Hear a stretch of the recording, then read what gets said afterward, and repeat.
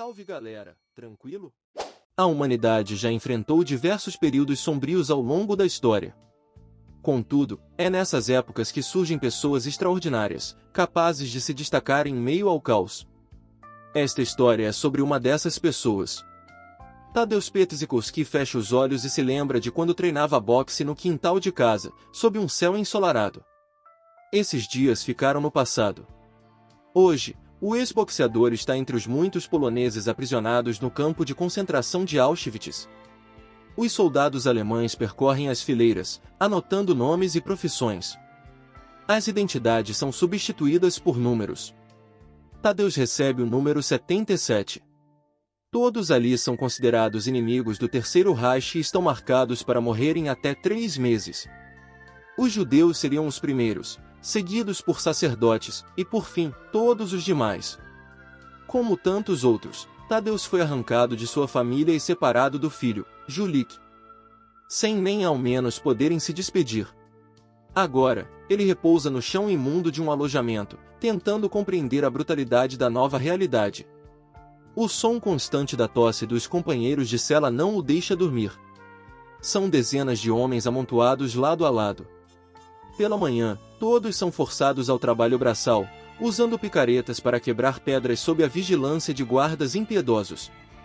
Em meio ao frio extremo, Tadeusz encontra o corpo de um homem coberto por um jornal. Ele o pega e coloca por baixo das roupas, tentando se aquecer. Durante o almoço, recebem apenas uma sopa rala. Um garoto chamado Janek, muito jovem, está entre os prisioneiros. Os mais velhos se aproveitam da fraqueza dele e roubam sua comida. O trabalho continua.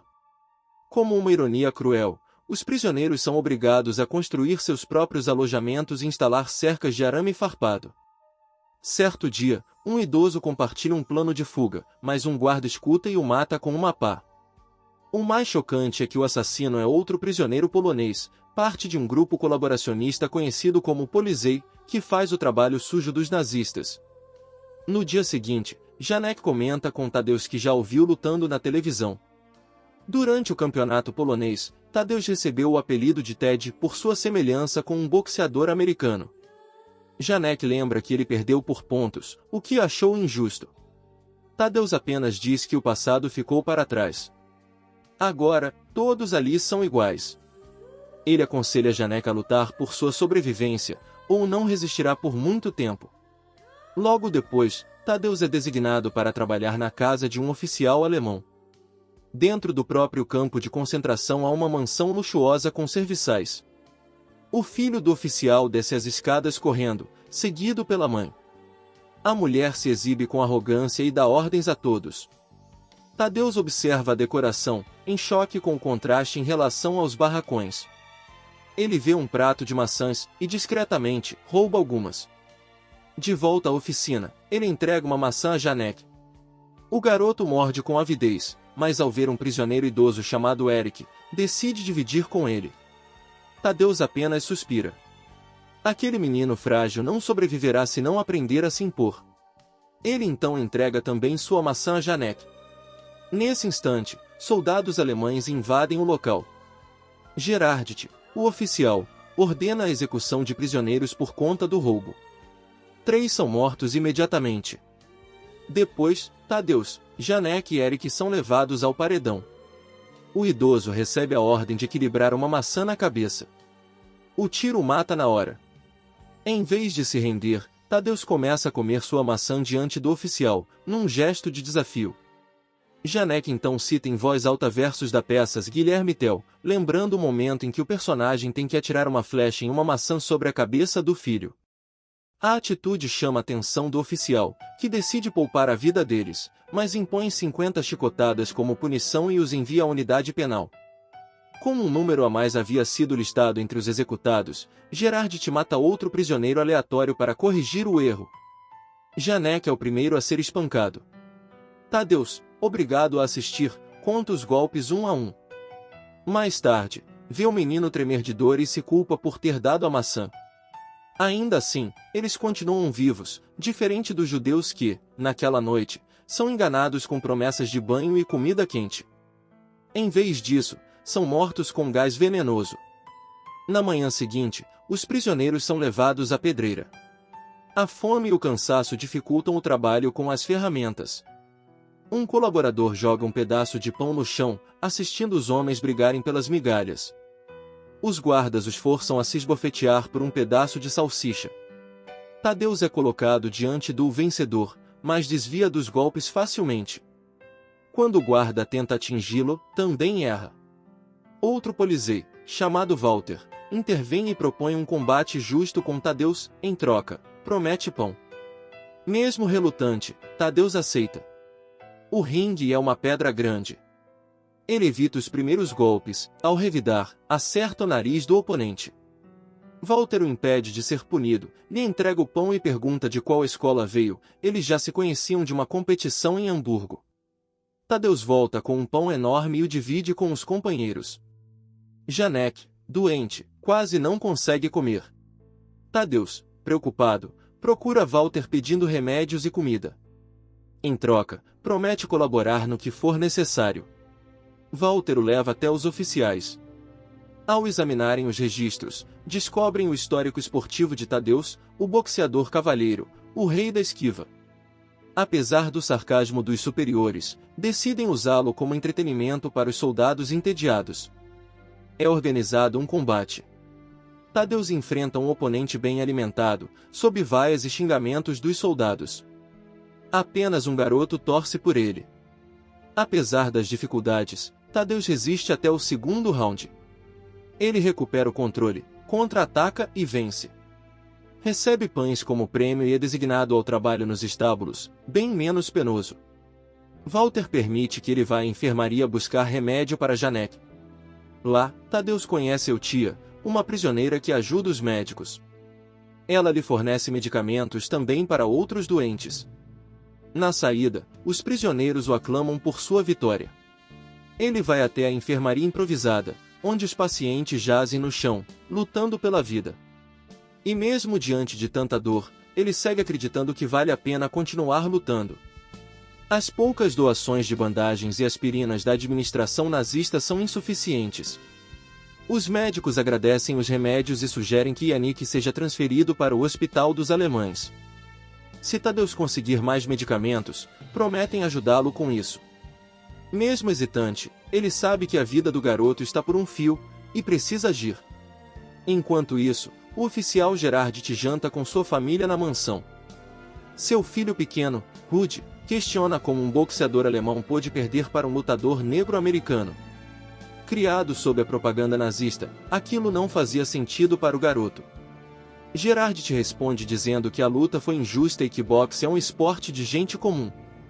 Ele insiste para que Rudy aprenda equitação, mas o menino, fascinado pelo boxe, argumenta que o esporte é como o xadrez, só que 100 vezes mais rápido. Do lado de fora, Tadeus é observado por um colaborador traidor. O homem percebe que o boxeador ainda tem um motivo para lutar, mas naquele lugar, há apenas uma saída possível. Mais tarde, Tadeus retorna ao alojamento e entrega alguns remédios a Janek. Mesmo fraco, o jovem continua fascinado pelo boxe e pede para aprender tudo o que puder. Tadeus explica que o segredo está em conservar energia até o momento do golpe decisivo.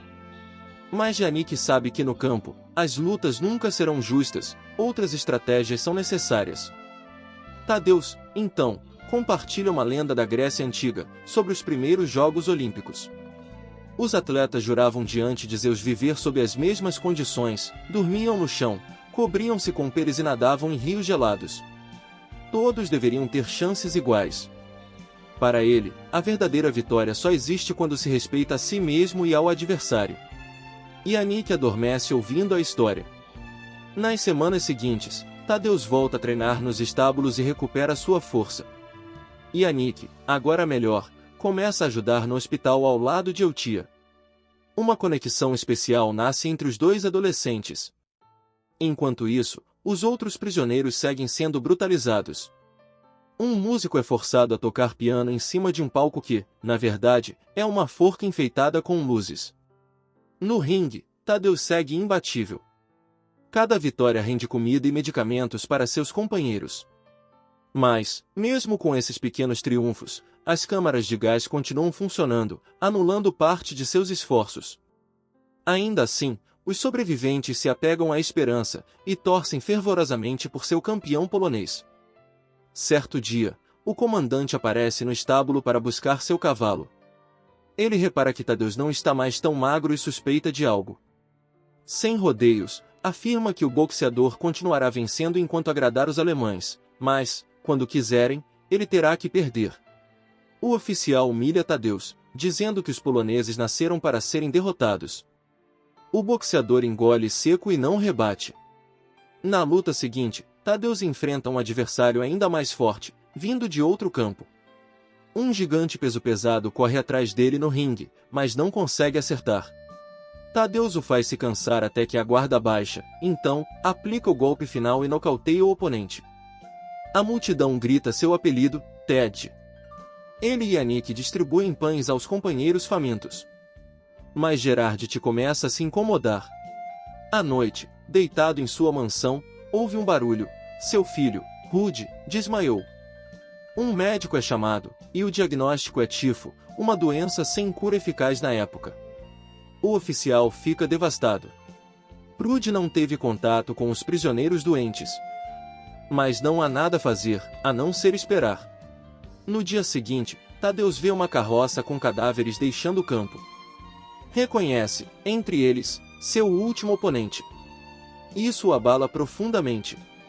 À noite, nota que Yannick desapareceu. Ele o encontra do lado de fora, recordando do pai falecido. O garoto aponta para uma estrela no céu e diz que acredita que ali está seu pai, olhando por ele. Tadeusz responde que, com certeza, o pai está orgulhoso. O boxeador considera parar de lutar. No campo, aquilo não é esporte, é puro entretenimento para carrascos. Mas Yannick discorda, diz que ele não luta só por si, mas por todos os prisioneiros. Eles precisam de esperança, e não podem perdê-la. Tadeusz entende. Mais tarde, ele entrega mais pão às crianças. Depois, Yannick oferece ao tio uma pequena escultura de anjo feita por ele. Ela o agradece com um beijo tímido. Mesmo em meio ao inferno, ainda há espaço para afeto. Para Gerardt, no entanto, é o pior dia de sua vida. Rudy morre, e seu corpo é retirado da mansão. Em lágrimas, o oficial se despede do caixão. Mas nem a dor o faz mudar. Na mesma noite, organiza mais uma leva de prisioneiros para as câmaras de gás. Oiana vê sua amiga sendo arrastada pelos guardas. Ela foi pega dividindo comida. Um soldado bêbado aponta a arma e ordena que ela se despe. Mas, num momento de coragem, Eutia toma a arma dele e dispara. O guarda morre. Em seguida, ela é fuzilada, assim como todos os outros prisioneiros da fileira. Oiana presencia tudo em estado de choque. No caos, Gerardt é ferido no braço por uma bala perdida. Em desespero, Oiana corre para os braços de Tadeusz e conta sobre a morte de Eutia. O boxeador o consola como pode. Mais tarde, na enfermaria, Gerardt, sendo tratado, reconhece Oiana. Pede que ele mesmo aplique a injeção, em vez do médico. O jovem hesita. Gerardt provoca, se errar a veia, poderá matá-lo. Justifica seus crimes dizendo que Deus permite tais ações. Oiana retruca, Deus pode ser severo, mas nunca mandaria um homem matar outro. Por isso, Gerardt manda retirar o garoto da enfermaria, ele será punido. No dia seguinte, Tadeusz observa um soldado espancando prisioneiros. Descobre que se trata de um ex-campeão de boxe alemão, apelidado de Martelada, famoso por nocautes fatais. Walter alerta Tadeusz sobre o perigo, mas ele vai até o comandante e exige lutar contra Martelada. Sua condição, a liberdade de Yannick se vencer. Se recusarem, ele deixará de participar das lutas. O comandante aceita com um sorriso. Aquela noite, o campo inteiro assistirá. Martelada e o prisioneiro número 77 se encaram. Prisioneiros seguram as cordas do ringue improvisado, enquanto Walter é o árbitro. A luta começa. Tadeusz é ágil, mas seus golpes não surtem efeito. Num contra-ataque, Martelada erra e acerta um dos prisioneiros. Os alemães se divertem. Tadeus leva um soco e cai de joelhos, mas se levanta e acerta uma sequência no rosto do rival. O assalto termina antes da derrota alemã. A plateia de prisioneiros vibra com o nome Ted, o que irrita os oficiais. Tadeus procura por Yannick na multidão, mas não o vê, teme o pior. Mesmo assim, volta para o segundo assalto. Ao beber água, sente algo errado. Tontura, visão turva. Ele foi envenenado. Leva um golpe certeiro e desaba. Os alemães comemoram. Uma sirene toca. Todos devem se alinhar. Tadeus tenta se levantar, mas apanha de cacetetes. Vomita, e isso alivia. Diz que está pronto para continuar. Mas os guardas trazem Oiané, machucado, jogando-o aos pés de Tadeus. Se você quer tanto lutar, então será contra ele, diz o oficial. Tadeus se recusa. O comandante ameaça executar Oiané. Mesmo assim, o jovem não se atreve a levantar a mão contra o amigo. O oficial então dá a ordem. Atirem. Gerard hesita, e Yannick se vira para encarar seus algozes. Nesse instante, ouve-se um disparo. O jovem é atingido fatalmente por um tiro vindo de um policial nazista cruel que se posicionava atrás dele. Tadeus, tomado pela dor, grita e é derrubado por uma coronhada. Em seguida, o soldado arrasta o boxeador e amarra suas mãos em um poste, onde permanece exposto pelo resto da noite. Pendura-se uma placa em seu pescoço, com os dizeres "campeão", como forma de humilhação e aviso aos demais prisioneiros que ousarem desafiá-los. Tadeus recobra brevemente a consciência e presencia outra fila de prisioneiros sendo levada à câmara de gás. Os gritos de mulheres, crianças e idosos se misturam, formando um zumbido agonizante. Ao amanhecer, Tadeus é desamarrado e libertado, mas cai exausto, sem forças para se erguer. Assim que recupera parte de sua energia, ele segue até a vala onde os corpos são incinerados, na esperança de encontrar o corpo de Yannick. No entanto, é impossível identificar algo entre os restos calcinados. Em desespero, deita-se sobre as cinzas, rendido. Sente que todos os seus esforços foram inúteis, foi enganado por uma falsa esperança e, na ingenuidade, proporcionou diversão aos algozes com sua persistência. De repente, seus olhos se fixam em algo no chão, a pequena estatueta escurecida do anjo, esculpida por Janek e dada de presente a Eutia. Ao segurá-la, um sentimento de renovação toma conta de Tadeus. Ele ainda não terminou sua luta. Enquanto isso, no ringue do campo, Martelada enfrenta outro prisioneiro. A disputa termina em segundos, com um nocaute brutal. Coberto de lama e ferido, Tadeus surge na frente das primeiras fileiras e exige uma revanche. Um dos oficiais visitantes o reconhece, trata-se do mesmo boxeador cujas lutas ele havia arbitrado antes da guerra. Empolgado, aposta uma grande quantia em Tadeus. O comandante do campo também se interessa pelo espetáculo. O polonês encara a Martelada sem demonstrar medo. A luta tem início. Ele desvia de golpes pesados, mas seu corpo já mostra sinais de cansaço. Após um gancho, Tadeus vai ao chão. No último segundo, com os gritos do público ecoando, ele se levanta. Com o rosto deformado por hematomas, começa a atrair o adversário novamente. Agora, Tadeus não tem mais nada a perder, e Martelada está exausto. Nem os socos diretos, que acertam o alvo, o intimidam mais. Com um sorriso insano, o prisioneiro cospe sangue e continua avançando. O alemão se confunde, nenhum adversário suportou tanto. Em resposta a outro golpe, Tadeus inclina a cabeça e o oponente quebra os dedos. O polonês contra-ataca com um soco preciso e derruba a Martelada. A multidão explode em aplausos.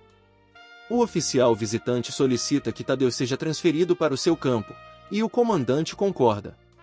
No dia seguinte, Gerard te visita os estábulos. Relata que sonhou estar cercado por retratos com rostos tomados de medo e ódio. Ao tentar retirá-los da parede, percebeu que eram janelas. Ele informa a Tadeus que será transferido de Auschwitz para outro campo e lhe entrega um álbum de recortes, onde seu filho, falecido, guardava notícias sobre lutas de boxe. Todos os prisioneiros assistem à saída do campeão com profundo respeito.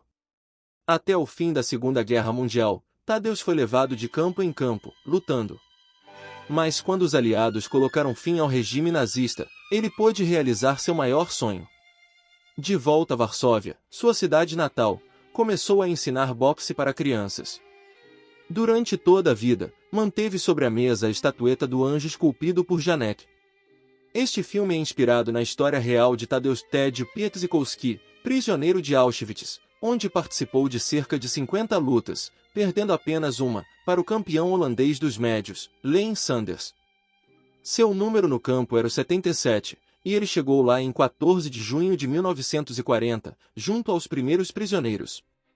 Alguns atos heróicos não foram mostrados no filme. Ele participou de uma tentativa de assassinar o comandante Rudolf Heuss, sabotando a sela de seu cavalo, que resultou em uma fratura no oficial. Como foi considerado um acidente, os prisioneiros não foram punidos. Posteriormente, Tadeusz matou o cão de Heuss, treinado para atacar prisioneiros judeus, e, em outra ocasião, matou um guarda. O cão foi cozido e comido pelos prisioneiros famintos. Além disso, ele colaborou com a resistência, repassando informações e sabotando o trabalho forçado. Na sua última luta, o oficial Albert Lutkemeyer estava presente. Ele havia conhecido Tadeusz antes da guerra, num torneio de boxe na Polônia, onde atuou como juiz. Para dar vida ao personagem, o ator Piotr Glowacki perdeu 18 quilos e treinou boxe intensamente por um ano. Também passou por uma rigorosa preparação física para se parecer com um prisioneiro de campo. O nome do filme está na descrição do vídeo. E aí, você acha que uma tragédia como a da Segunda Guerra Mundial poderia acontecer novamente? Comente sua opinião, se inscreva no canal e deixe seu